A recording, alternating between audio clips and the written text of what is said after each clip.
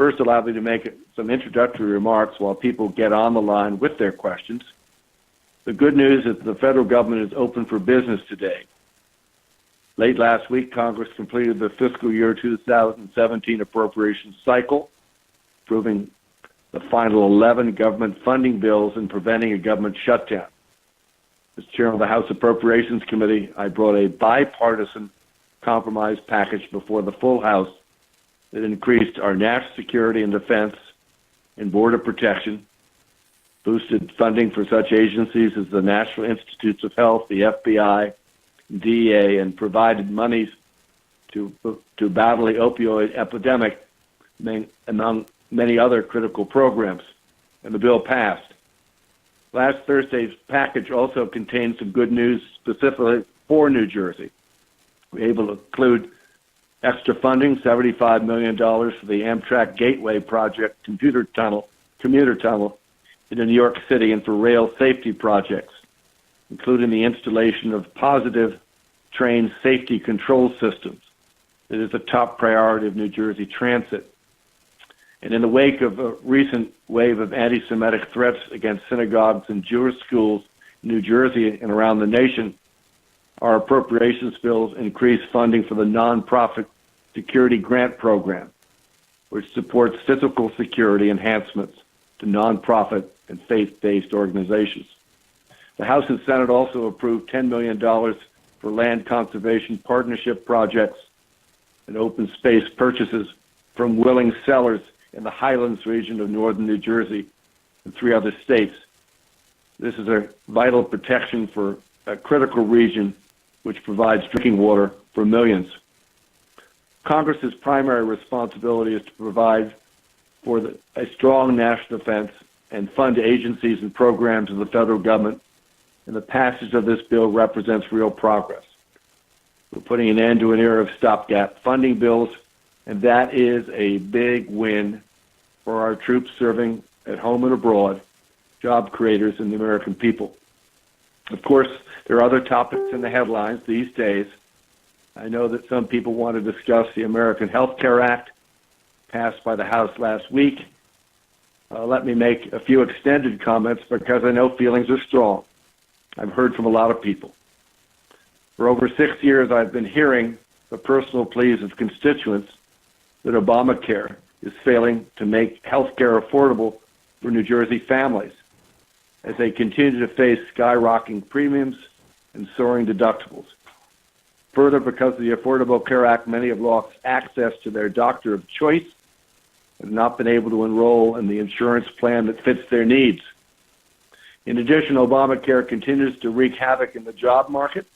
The Affordable Care Act, I think, has damaged many small businesses by raising taxes, discouraging hiring, and encouraging fewer working hours, and in effect, lowering wages of employees.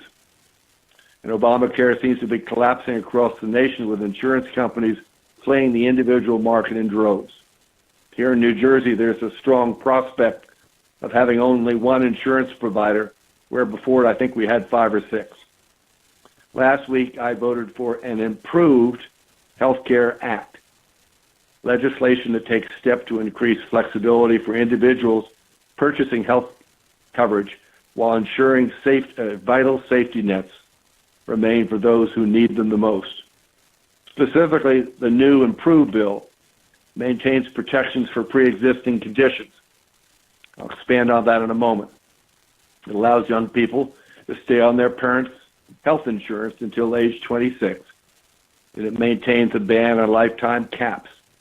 It also maintains, and this is important, essential health benefits as the federal standard. It does remove the Obama individual mandate, which imposed an IRS penalty on people who chose not to buy insurance. It removes the employer mandate, which forced companies with over 50 employees to provide coverage. As I mentioned, many companies have told me over the last 6 years that they've reduced hiring and employee hours as a result of the passage of that bill. In place of subsidies, which could only be used in the Obamacare exchanges, it provides a portable, advanceable, and refundable tax credit based on age and income that can be used for any plan of your choice.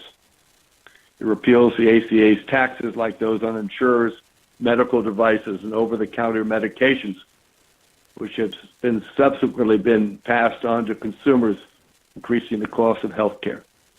It increases the amount individuals contribute to the health savings account, and it establishes, most importantly, a $138 billion fund to help states stabilize their markets and lower costs for consumers. And most importantly, it increases funding for a number of community health centers, for $422 million. And I believe there's one center in every county I represent in Morris, Essex, Passaic, and Sussex County. With all that said, I fully support the notion that we must protect access to care for those with pre-existing conditions. And under the American Health Care Act, which passed the House, insurance companies cannot deny anyone coverage based on pre-existing conditions. Further, your health status cannot affect your premiums. If a state happens to be granted a waiver from the provisions of the American Health Care Act, they are required to have other protections in place for people with pre-existing conditions. Even if a state does obtain a waiver, and I wouldn't expect New Jersey to have that, as long as you've been continuously covered, you still cannot be charged more, and the bill provides added resources to help people in waiver states secure coverage if they've not been continuously covered. The bottom line, there are many levels of protection for those with pre-existing conditions. This bill, passed by the House, is just one part of the legislative process. While additional proposals to lower health care costs, including let's taking a look at tort reform or selling insurance across the line, are probably likely to be considered, they could not be included in our bill to meet requirements of the congressional budget reconciliation process. They're expected to be included in a second or more bills that will complement the American Health Care Act. But to return to where I started on this topic, Obamacare is failing across the country, and failing to act on our part is not an option. Of course, there are many other issues in the headlines today: potential tax reform, trade policy, North Korea, threats, Iran's troublemaking, and more. We'll have time to discuss these important issues further this afternoon or this evening. I'd like to get your thoughts and opinions on these and a whole range of subjects. Please don't hesitate to hit the zero at any time to ask a question or make a comment. Please also visit my website at frelinghuysen.house.gov. There you can sign up for my weekly e-newsletter. I'm listening. First caller. Do we have a caller? Will in Sparta. Thanks for joining my telephone town hall meeting. Hello. Hi, Congressman Frelinghuysen. How are you? Very well, thank you. The question I have is concerning the quick vote in last week. Why did you feel it was necessary to vote on the changed Health Care Act last week rather than waiting for the CBO to score the? Well, personally, I think it's good to have the CBO score, but I think there was a feeling that we needed to act and get a bill to the Senate so we can get them to act on it. So basically I would have preferred to vote on legislation after the CBO had an opportunity to score the additional changes, but the vote was scheduled very quickly. And I anticipate, quite honestly, the CBO, that's the Congressional Budget Office, will be able to update their original score to reflect changes made to our bill before a final reversion of this legislation is voted upon. So we will get a score from CBO. Aaron in East Hanover, it's Congressman Rodney Frelinghuysen. You've joined my telephone town hall meeting. Thanks for getting on the line. Hi, Congressman. Thank you so much for having this town hall. I got into it a little bit late because I wasn't aware that it was occurring until you were halfway through speaking about the pre-existing conditions clause. So I'm not sure if this is something that you would have covered.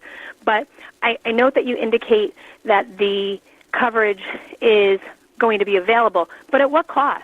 At what cost to people who have a lapse in insurance who have pre-existing conditions? Well, let me just say for the record, and I've actually read the bill. I think some members of Congress were put on the spot. Section 136 of the bill clearly states nothing in this act shall be construed as permitting health insurance and issuers to limit access to health coverage for individuals with pre-existing conditions. Let me say that this is a hot issue. I believe that we need to provide access for people with pre-existing conditions. I've heard from a lot of people under this legislation. I want to make it clear: insurance company cannot deny coverage based on pre-existing conditions. And there are some instances here where people do lose it. But if there's a way to make sure that they're covered if there's a brief period of time without exacting too much of a penalty, I'll be certainly trying to do that. Well, Thank you. Beverly and Kinnelon, it's Congressman Rodney Frelinghuysen. You've joined my telephone town hall meeting. Yes, this is Beverly. I'd like to know when Congress is going to put a lockbox on Social Security so they cannot steal the money from it. Well, there's been talk of a lockbox on Social Security. All money is fungible, but I agree with the concept of a lockbox, but I don't think that's imminent.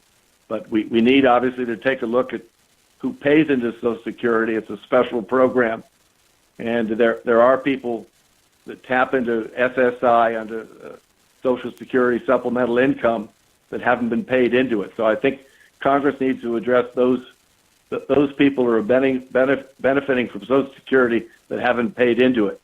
But I paid into Social Security. I paid into Social Security my entire working life. Yes. And now that I'm retired, there's no COLAs for me and a lot of other seniors. Well, there are the COLAs over the last couple of years have been pretty limited. They are basically done by I think the U.S. Department of Labor sort of does a market basket approach on cost of living increases, and I'm not suggesting that things are better, but certainly one of the reasons that the cost of living is down is that fuel prices have been down, and that's one of the major impacts on the overall COLA issue. John in Morris Plains, you've joined my telephone town hall meeting. Thanks for your patience. Hello, Ron and Mont. Sorry. Hello, Congressman. Thank you for having this town hall. My question is, the bill that you just passed, does it affect Medicare in any way whatsoever? The bill does not change in any way Medicare benefits or eligibility. Plain and simple. It does repeal the Affordable Care Act, which imposed a 3.8% Medicare payroll tax on unearned income starting in 2023, which would decrease some revenue into Medicare.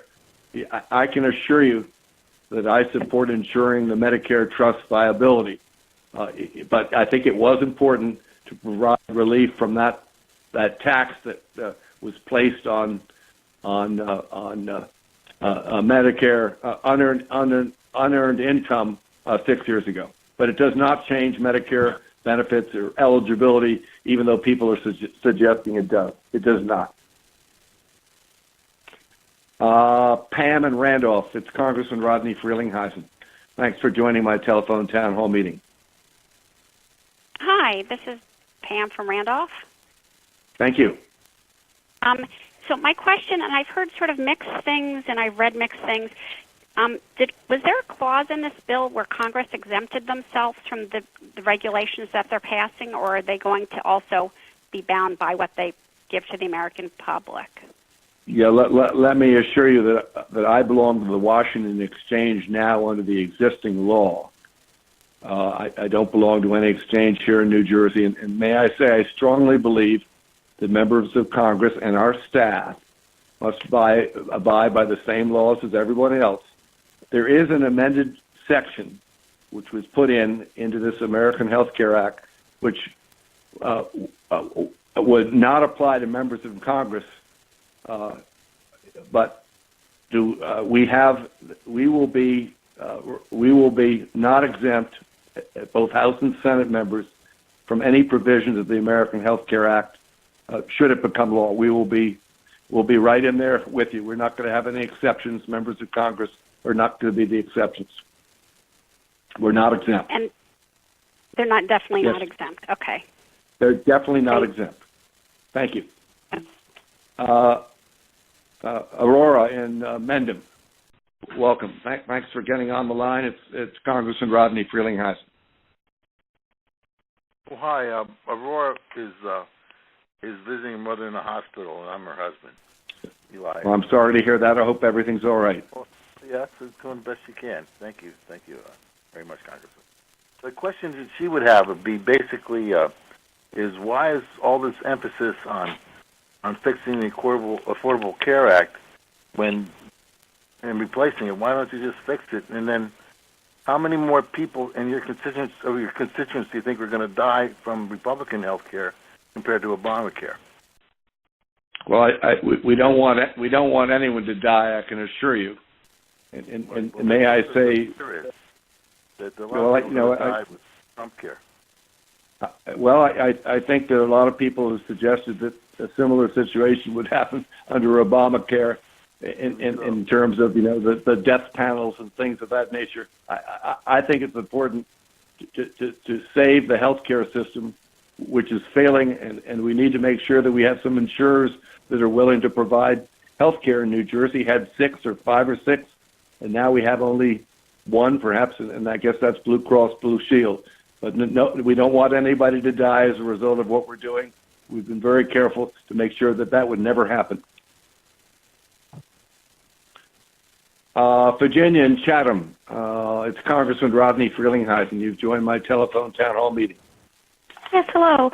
The reason I wanted to speak to you is I was concerned about the new taxes that I know it's only preliminary, but they're working on the tax plan. And one of the things was to decrease the deductions, simplify it. But in New Jersey, our property taxes are not equitable to really anywhere else. We pay so much in property taxes, and that property tax deduction is humongous for my family, not to mention 3 kids in college, the college deduction. It may simplify things, but I think that for a lot of your people here in New Jersey, it'll actually make things harder for us not to have those deductions because it doesn't work out when you do the math with the numbers they've given us so far. Well, you should know I continue to support that deduction. States like New Jersey, New York, and Pennsylvania, and the Northeast, it's absolutely critical to families, and I support it. There's been some suggestion out of the White House, sort of some preliminary discussion, but I don't think any member of Congress from the Northeast in high tax states where we have such incredible high property taxes would be supportive of it. I definitely would not be supportive of it. But so you would not support it if it included that portion? I would not support it. Okay, thank you very much. I appreciate it. Thank you.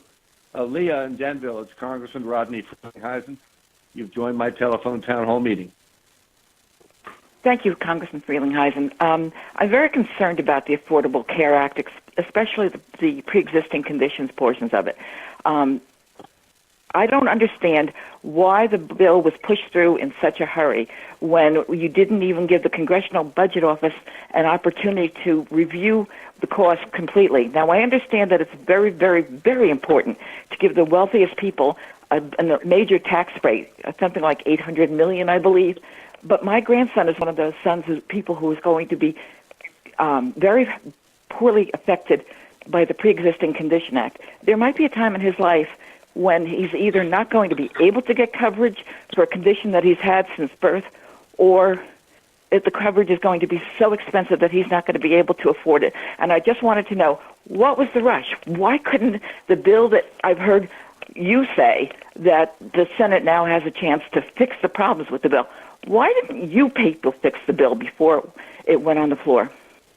Let me first of all assure you, as I had a few minutes ago, that I share your support for protecting access to anyone, especially your grandchildren or any child. And under this legislation, insurance companies cannot deny anyone coverage based on pre-existing conditions. In this section 138, the bill clearly states, and I quote, "Nothing in this act shall be construed as permitting health insurance issuers to limit access to health coverage for individuals with pre-existing conditions." Yes, was but you the bill could charge them out the wazoo for it. Interesting. Each section of the bill, and the bill is, I think, 300 pages, passed through all of their respective committees, Energy and Commerce, the Ways and Means Committee. After a combined, I think it was 45 hours of debate and markups, then the bill was considered by the Budget and Rules Committee, all of this in open session. And just for the record, the House has already had over 100 hearings on repealing and replacing the Affordable Care Act. And so it's been out, in the public really since last June in Speaker Ryan's Not this version. Healthcare Task Force. Well, actually, it's incorporated. It's certainly been out there for 3 or 4 weeks now, and I think that it's a lot better as a result of some of us who said that certain portions were not being met, including essential health benefits and further protections for pre-existing conditions. So it's a lot better than it was, and I think we need to get the Senate to act on it. Linda, in Morristown, it's Congressman Rodney Frelinghuysen, and you've joined my telephone town hall meeting. Yes, Congressman, you have been an enormous supporter of steps that are being taken to counter terrorism. You've also been an enormous supporter of the state of Israel, and I am particularly concerned with the fact that the United States government is providing millions of dollars to the Palestinian Authority, which is then turning around and taking that money and essentially paying terrorists. They're paying terrorists in jail. They're paying terrorists who they claim to be heroes for essentially murdering innocent civilians walking the streets of Tel Aviv and Jerusalem. And I'm wondering what other steps the U.S. government can take to stop this. Well, as you know, we provide money, a lot of money to support Israel, about $3 billion in foreign aid and assistance. In my former committee, but now I chair the big committee, we provide money for David Sling. We provide money for Iron Dome. We provide for Israeli defense through what's called the Arrow program. I think you're probably intimately familiar with those programs, those layered programs that prevent missiles. I am, and I know you've been a big supporter of them. Yeah. And let me say that there is money. I don't have any use for the Palestinian Authority, but we've put in the foreign aid section of our appropriations bill all sorts of restrictions promoting transparency of the dollars that are given to the Palestinian Authority, to the PLO. And I have to say, even with those restrictions, I would agree with you that a lot of the issues you raise about their misuse of those funds, rewarding people who've committed terrorist acts. But I think it's important to make sure that we put more restrictions in our appropriations bill looking towards 2018 for the very reasons that you say. Thank you. Kenneth in Persephone, it's Congressman Rodney Frelinghuysen. You've joined the telephone town meeting. Hi, I'm Mary. And first of all, Rodney, I'd like to thank you for the good job that you did do and have done over the years. I've always said to everyone that if you have a problem and call his office, you will get a response. And for the things that you've actually done for the constituents in New Jersey, as far as Picatinny Arsenal, the vets, and you could just go on. And I don't like all the negative things I see in the newspaper that certain groups do come out and say. The fact of the matter is that I sure would like to see more truthful reporting, especially in the news. When the president came to Bernardsville, they were on the news that, the small town has to pay. And yet there was a bill passed where they're going to get help. I really wish there was a way Congress could get together and truthfully bring out all the facts. Well, I think facts are important, and let me give a shout out to my staff. I mean, my staff has been subject, and I believe in free speech, and I obviously endorse my constituents' rights and obligation to let me know their views.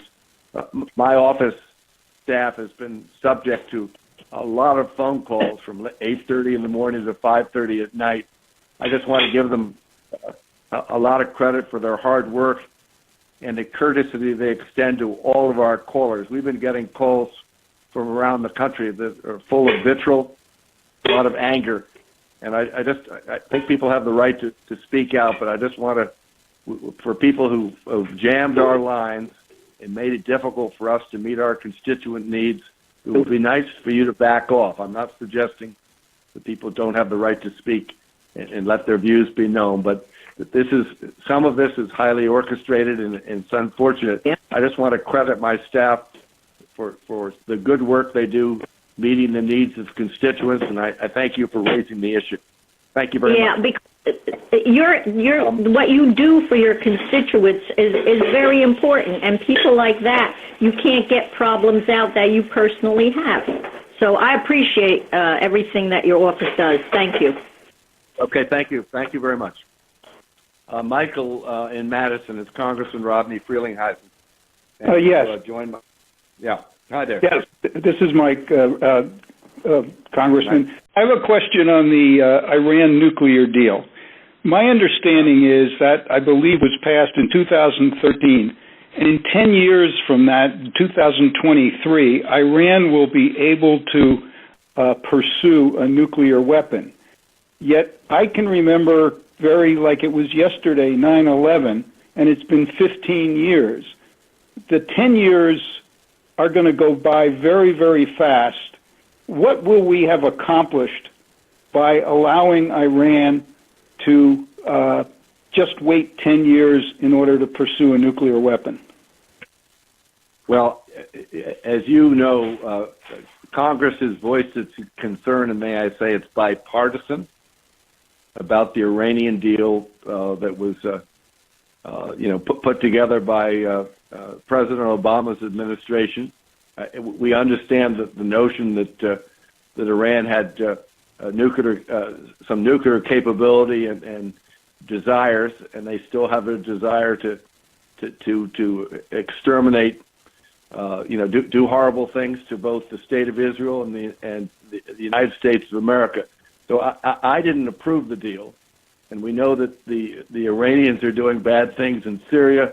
They're doing bad things with the Quds Force, the Republican Guard, and a variety of places in North Africa and across the Middle East. So I don't think giving them 10 years should be any security blanket for us, because, quite honestly, I'm not even sure that the inspectors, in many ways, they do their own self-inspection, that the nuclear folks that are supposed to be monitoring the Iranian the nuclear capability, I don't think that they have the access that they need.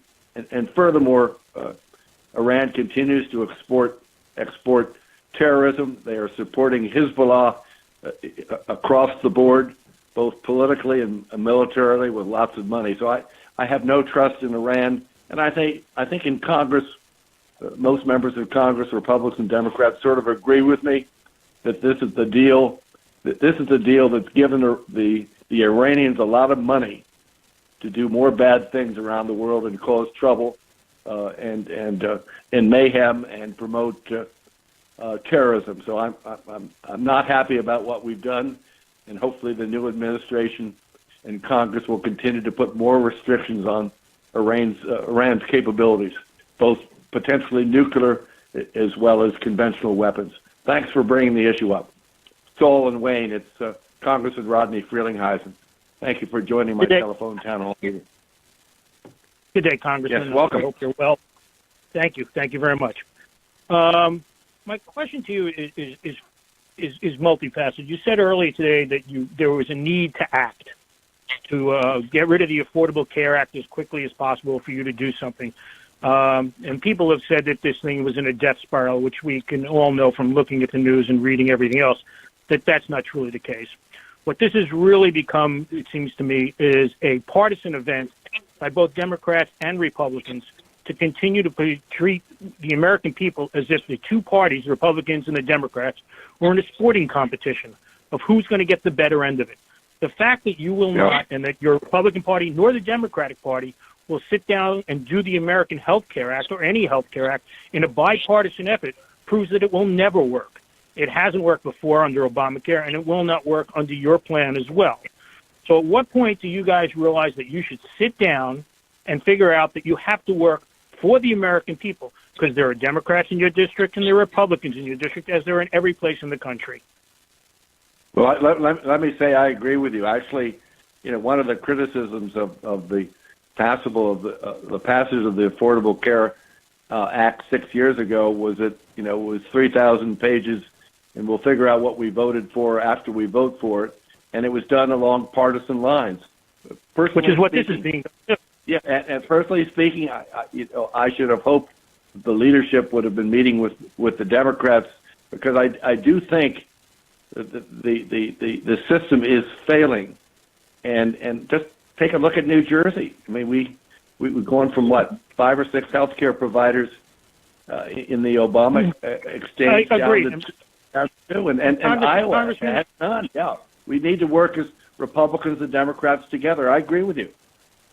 Part of that problem also is the fact that Marco Rubio at one point decides that he's going to change the original Affordable Care Act, which have allowed risk corridors where the health insurance companies would have been supplemented for their losses.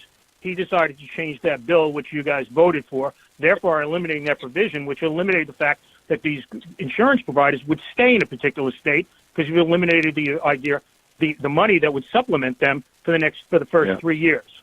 So basically, the Republicans tried their best to kill anything that had Obama's name on it.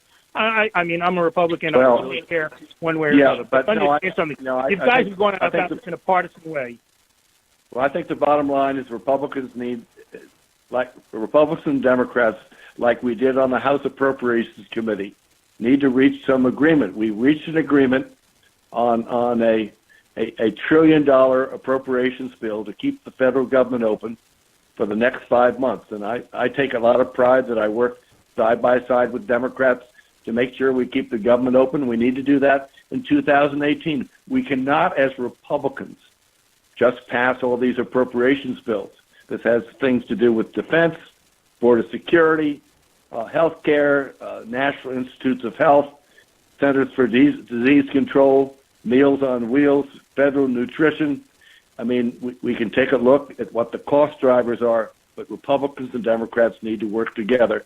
And I think we can do it in a way that saves money and makes sure that every taxpayer dollar counts. Thank you.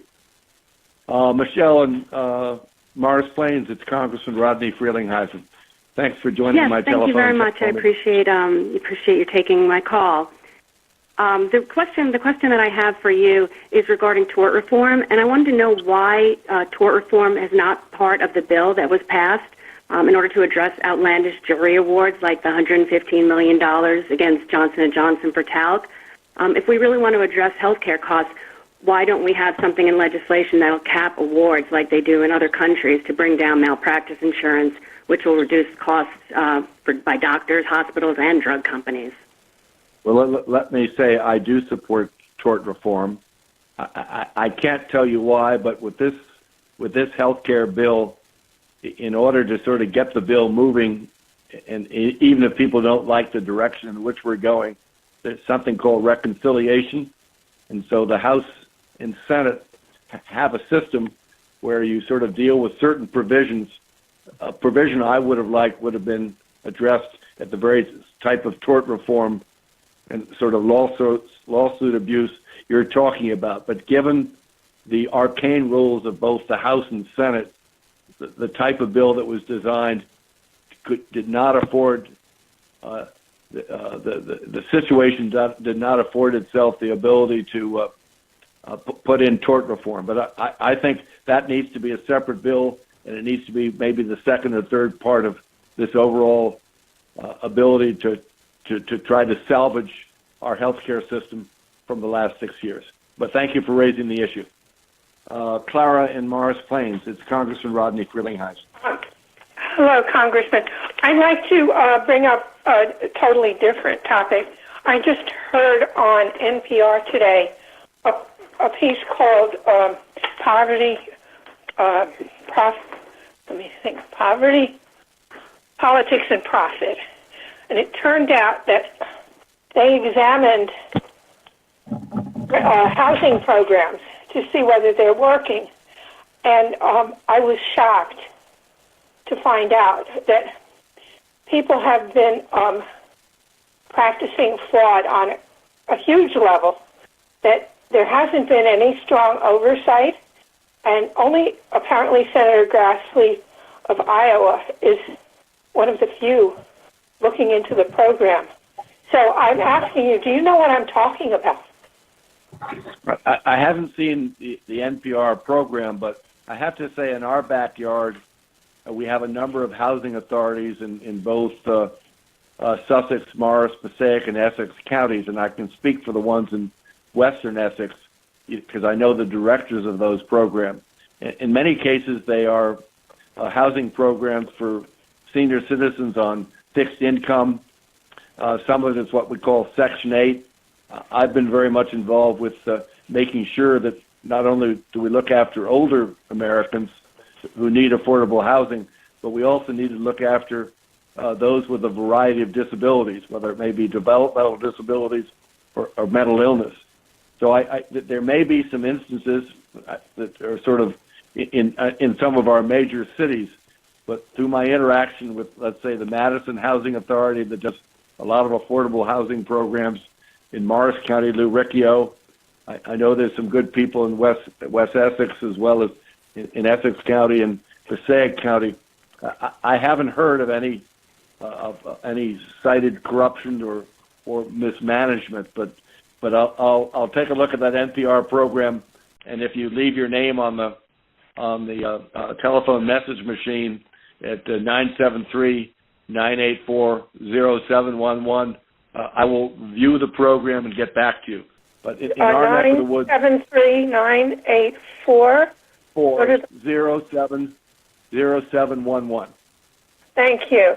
Yes, please. It's on tonight. It's called Frontline. Okay, Frontline. Okay, thanks a million. Okay. All right. Thank you. Paul in Sparta, it's Congressman Rodney Frelinghuysen. You've joined my telephone town hall. Good evening, Congressman Frelinghuysen. I want to commend you for your support of the American Health Care Act. And I'd like to point out that one of the provisions that's going to be coming under attack is the reallocation of Planned Parenthood funding. And I believe it's very important that that funding be redirected to more dispersed clinics and centers that will provide better care for women's health.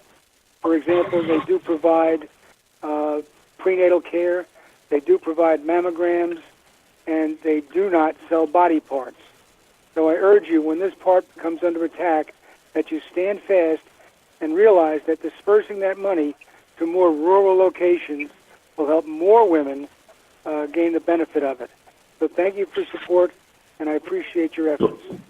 Well, that money is being directed, as you said. It is part of the overall this new and improved Health Care Act. But thank you for registering your concerns. Andy and Mendrum, it's Congressman Rodney Frelinghuysen. You've joined my telephone town hall meeting. Hey, thanks for having these. It's great to have a town hall where you're not getting shouted down. My question is about, do we have sanctuary cities in your district? And if we do, do you support the idea of the federal government withholding funds to pressure them to, enforce basic laws? Well, I respect and understand the nature of sanctuary, and I do respect it. But I do think if you're going to be receiving federal funds, you need to obey the law. And I think that ought to be one of the prerequisites. I understand where people are coming from and their strong beliefs and faith-based beliefs. But in reality, if the federal government is going to be giving money, I think that those communities should not be. They should, in order to receive the money, they shouldn't be under the banner of sanctuary cities. They shouldn't be getting it. Jeff in Sparta, it's Congressman Rodney Frelinghuysen. Yes. Join my telephone channel meeting. Yeah. Yes, thank you very much for taking my call. I'm in Sparta, and I'm a longtime Republican. However, I do have a lot of questions about the Affordable Care Act and your voting record in the past. And it's very confusing to me that a long-term congressman like yourself, who's had 8 years to actually come up with really good, compromising, working with Democrats on a Affordable Care Act, was forced to vote in the last days on just a few with few days and not able to actually look at the record and pass through the current, Republican Trump Care type Affordable Care Act. And with someone with pre-existing conditions, which my wife has, I understand that you were saying earlier that pre-existing conditions were included, but those pre-existing conditions are included with enormous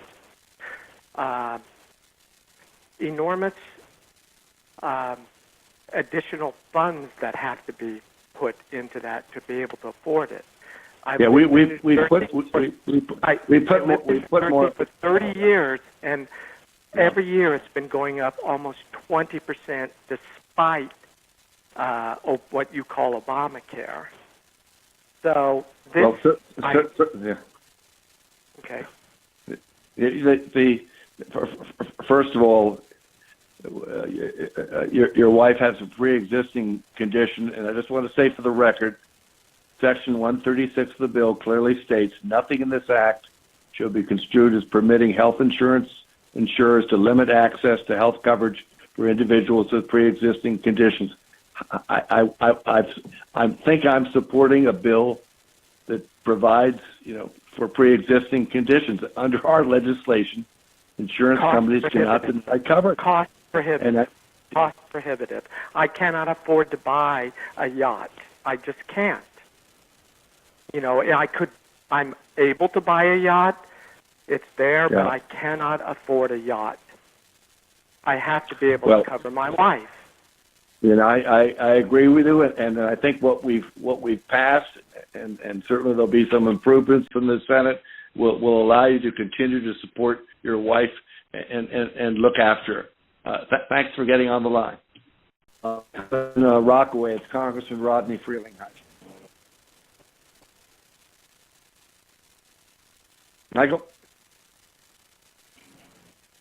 Michael in Rockaway, it's Congressman Rodney Frelinghuysen. You've joined my telephone town hall meeting.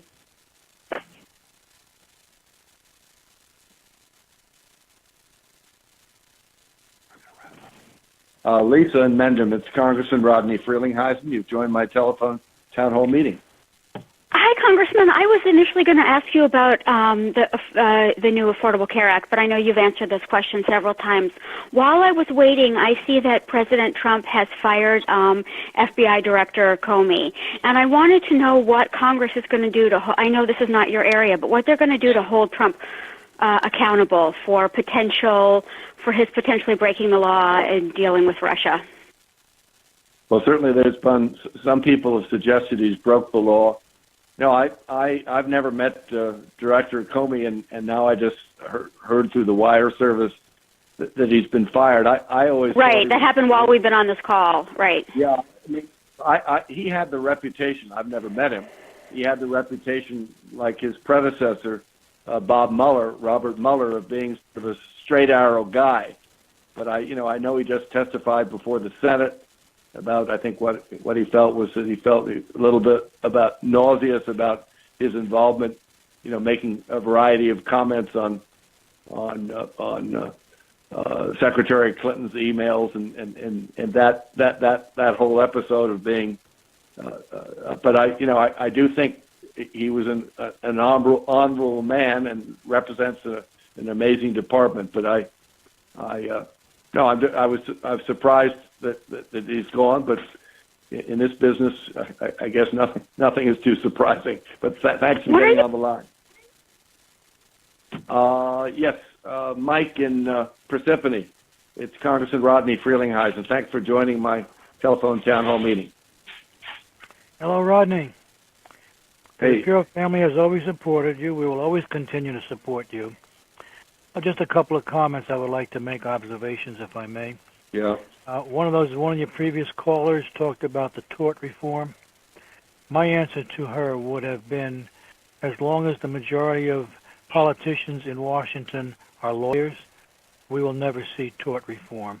That's my pessimistic view. All right. I really called. Yeah, I know. I really called for Social Security.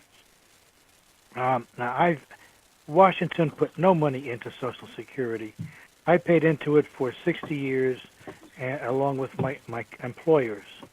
Washington put nothing into that. That's my money. So when they call that a benefit, or they're going to control it, I really object to that. That's my money. And if they don't want to handle my money properly, then give it back to me, and I'll invest it and take care of myself, so they can keep what's left. Yeah.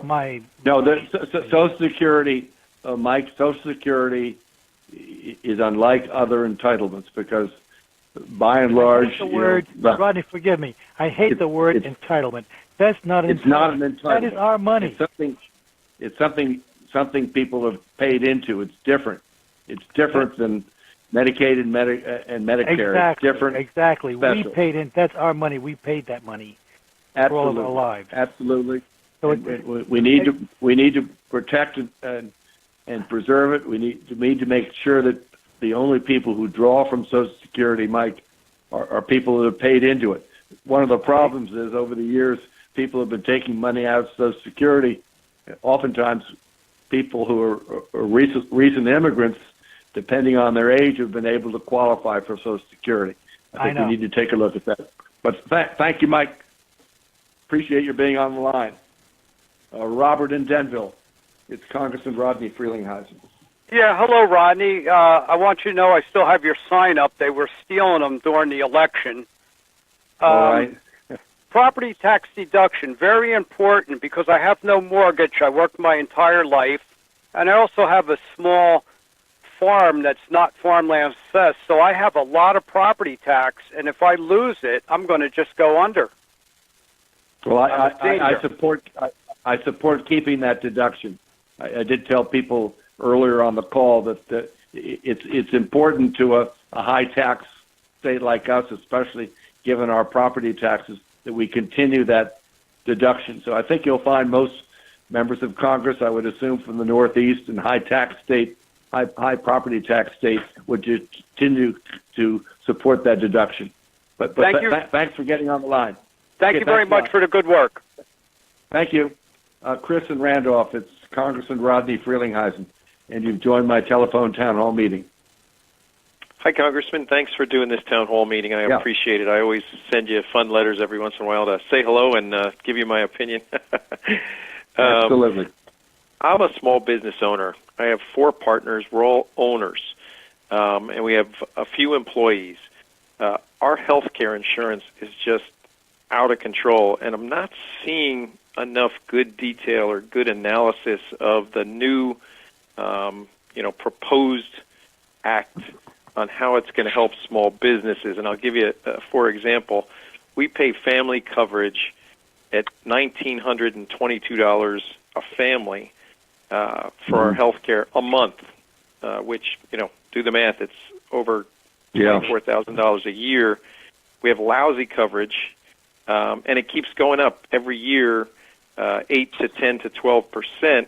And when it doesn't go up, we pretty much, if I do keep the costs similar each year, our copays and our deductibles go up. I have a $5,000 deductible. I have $75 copay.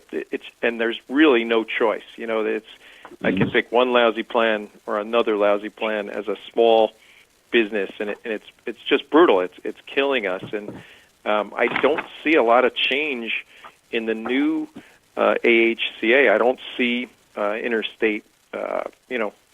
interstate insurance policies. I don't see portability.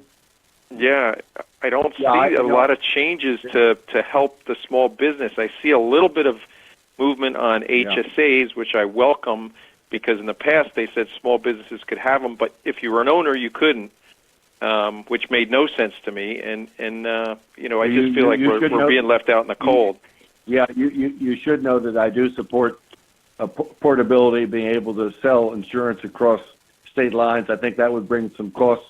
By if you could call my office, we can give you a list of things that that relate to taking the burden off small businesses in the bill. If you call my office, I can give you that list. Call 1-973-984-0711. But no, of the 4,000 before this bill was introduced, I probably had 5,000 letters from people, small business people, who said that the cost of doing business, they want to cover their employees. Right, we do. We pay for our employees, but it kills us. It kills almost us. $2,000 a month. I had maybe 4,000 or 5,000 letters from people in a similar position, family-run businesses, self-employed, and with the escalating costs. And quite honestly, not a lot of people defending the status quo, which was the Affordable Care Act. Now, of course, because we've made some major changes, trying to sort of lift that burden, the letters are coming the other way. But if you could call my office, we'll get you a list out as to how small employers will benefit from this from the passage of this bill, or at least its reconciliation with the Senate. But certainly on the issue of portability, that was like the tort reform, that was outside the ability of this bill to address those two issues. But there are issues that need to be addressed. We need to drive down costs. We need to promote more competition and more choice. And the choices here, as I've sort of already indicated, we may have just Blue Cross Blue Shield providing health care here. In some states, in counties, there's none at all. We don't want to be in that predicament. Thanks very much. How do small businesses get into bigger pools? That would help us so much. We just can't do it. Yes, and I'll be happy to see whether that's in there. I have read the bill, but I'm not sure whether that's in there. But I'll get back to you. Do call the office. Thanks a lot. Okay, thank you. Thank you. Val and Chatham, it's Congressman Rodney Frelinghuysen. You've joined my telephone town hall meeting. Yes, thank you for having the town hall such as it is. Yeah. I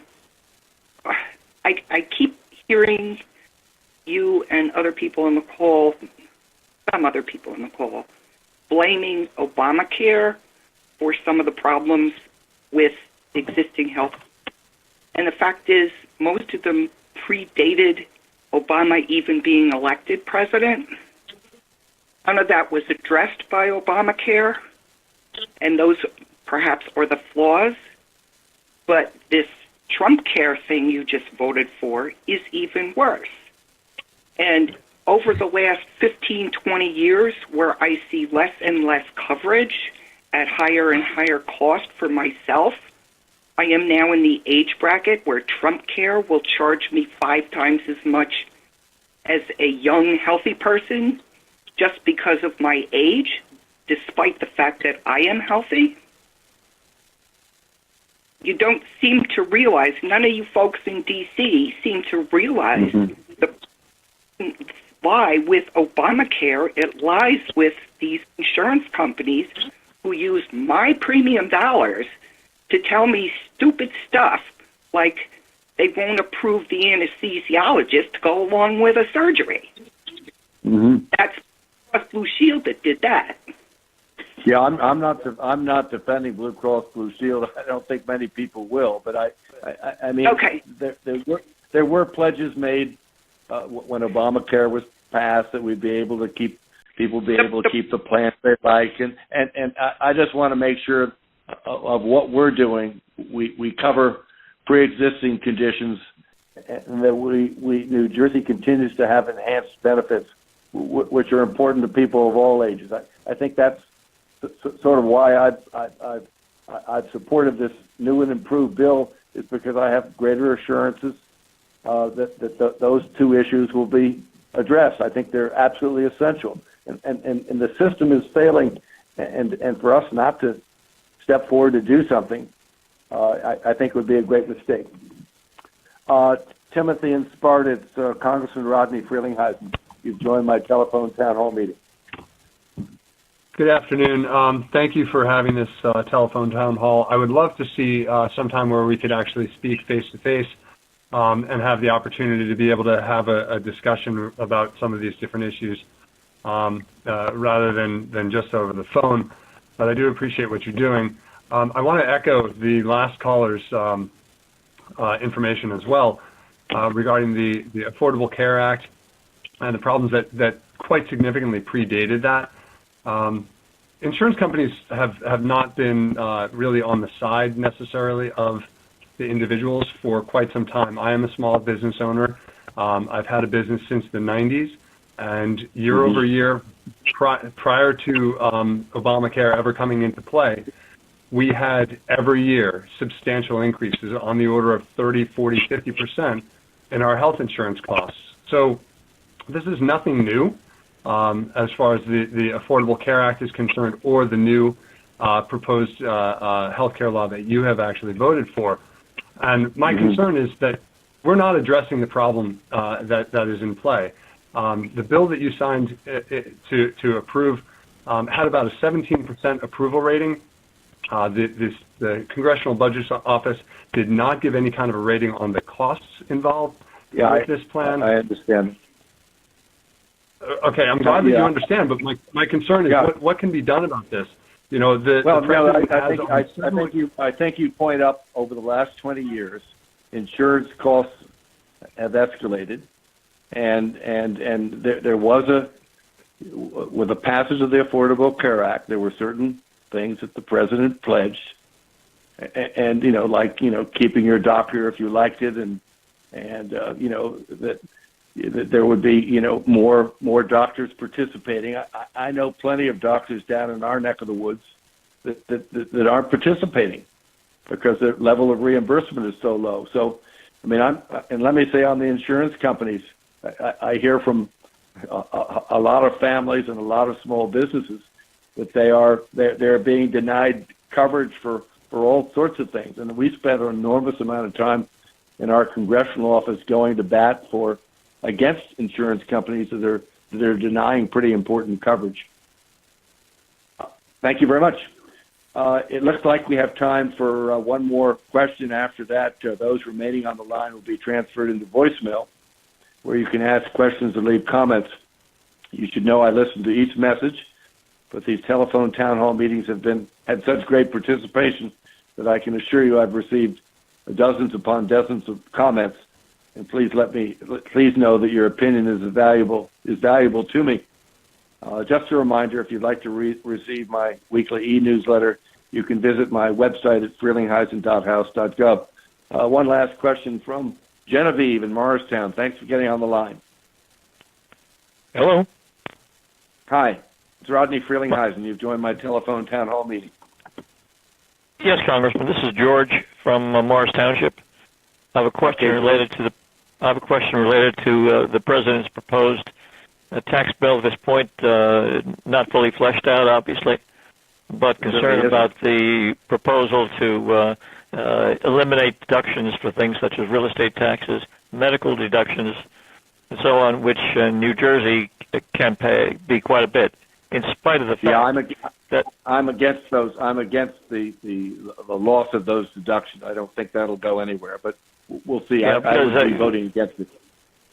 Pharmaceutical costs themselves are very high, and my wife and I carry long-term care insurance, which is about $8,000 a year in that alone, plus Medicare premiums.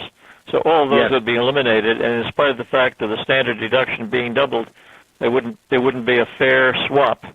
And I would then question the claim that he's going to do great things and huge reductions in taxes for middle-income people. It wouldn't come out that way.